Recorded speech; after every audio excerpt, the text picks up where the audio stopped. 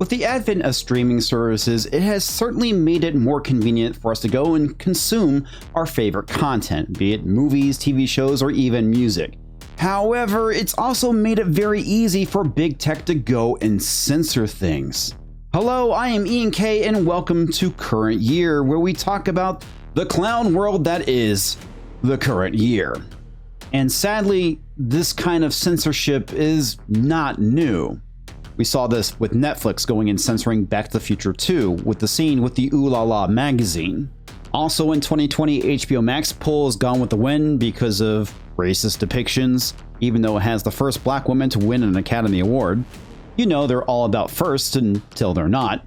And this also happened back in 2021 with Home Alone 2, where then President Donald Trump was removed. And this actually wasn't the first time. Back in 2019, CBC, the Canadian Broadcasting Group, also edited out Donald Trump. And this sets a very dangerous precedent because today's non-issue is tomorrow's problematic content, which means it could be very easily scrubbed from the internet or our streaming services, which is never a good thing, and sadly we're seeing it again.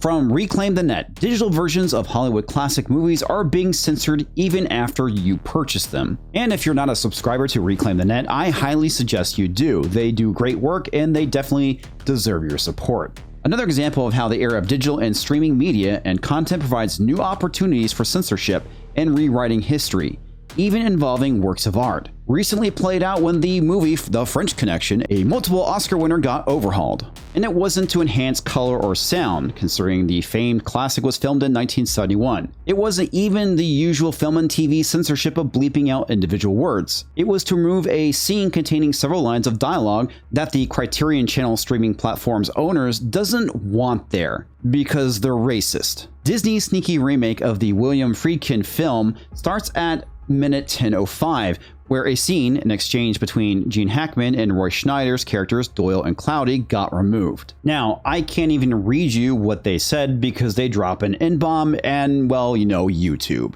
So I'm just gonna go and skip the dialogue. Even though the film is streamed by Criterion, it is owned by Disney since the acquisition of 20th Century Fox. So the assumption is that the censorship was done by Disney rather than the streaming platform. And if you go and Google Disney censorship, there's actually quite a few things that have been censored on D+.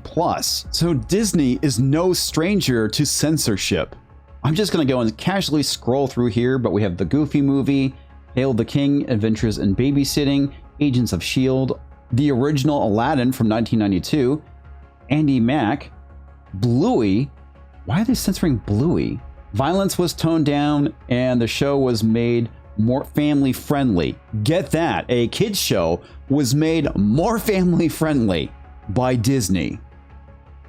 What the fuck? This edited version of the film is now also on Apple TV. Even previously purchased copies are affected. And honestly, this is why it is so important to go and purchase physical media, because if you don't, well, you don't know when something might be deemed problematic and is either erased from your account or gets altered in some form or fashion, even after you bought it, without giving your permission. Buy physical media. Others have said that the recordings of the film from Turner Classic Movies are also now censored, although they too were recorded by users several months ago, but that those from Fox Movies are, at least as of now, untouched. The film is also uncensored on Disney Plus in the UK and Canada. The incident raises multiple questions, most prominently about the treatment of works of art to bring them to the modern day standard of political or any correctness, and the nature of streaming platforms in terms of their ability to manipulate content,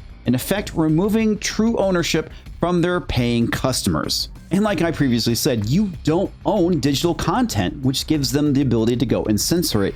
And again, it's why you need to go and buy physical media, because that's the only way you'll be able to avoid this. Now, this next paragraph I find to be very important. It also raises the question on where and if a policy of shielding people from unpleasant or offensive content in books, movies, or songs would even end. If it ever gets normalized, it's not just a slippery slope, it's mission impossible. And the writer has a very valid point. Where does this all end, especially when it becomes normalized? And what is considered to be uncomfortable or unpleasant?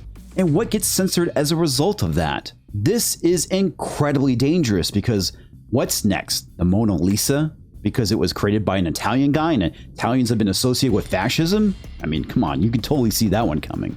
And even though purging everything that is uncomfortable from artistic expression stands no chance of ultimate success, even in small doses, it is still as harmful as any practice based on censorship. And we're seeing the exact same thing happen playing out with Roald Dahl's book, Charlie and the Chocolate Factory, because the word fat and ugly apparently are problematic. This is not the first example either. Some observers have noticed that the Roald Dahl estate earlier this year gave into their instinct, literally and figuratively, rewrite history by removing words such as fat and ugly from his book. Why burn them when you can go and alter them beyond recognition, right? And that's pretty on point because the modern version of book burning is not going and burning books, but just going and altering them to the point where the original message is lost. This is the problem with trying to wrap the world in bubble wrap. Nobody's gonna be happy, and things are just gonna be bland, boring, and quite frankly, not very fun. Gentrification for your mind. Instead of obliterating them from history, thus actually doing a disservice to anti-racism by making it, in the long run, seem like it never existed. Past instances of the use of offensive language should at least be viewed as opportunities to see how times have changed. And this is a really good example, and for instance, let's take a look at the treatment of women. Things have vastly improved from the 1920s to the 1940s, the 1960s to the current year. Things have vastly improved. And by going and removing things that are viewed as being problematic, it sets the false narrative that things are always this way. And in a strange way, this still kind of comes down to property rights. As for what people really own when they buy digital media or depend on streaming, and how ownership has been redefined as a granular thing open to interpretation rather than a self-evident and straightforward one. And this is why reading the terms of service is so important when it comes to streaming and buying digital media, because you'll find out that you truly don't own it. This is a problem that has been around since the early days of software, through to the more recent iterations of gaming and entertainment industries. And Vikings Valhalla is a perfectly good example of this, because somebody complained about a character, they went and altered the backstory in an update. That's all I have for this video, folks. Remember, freedom will always be on the right side of history. And if you enjoyed this video, I suggest you go and check out more of my content. This is Ian, signing off.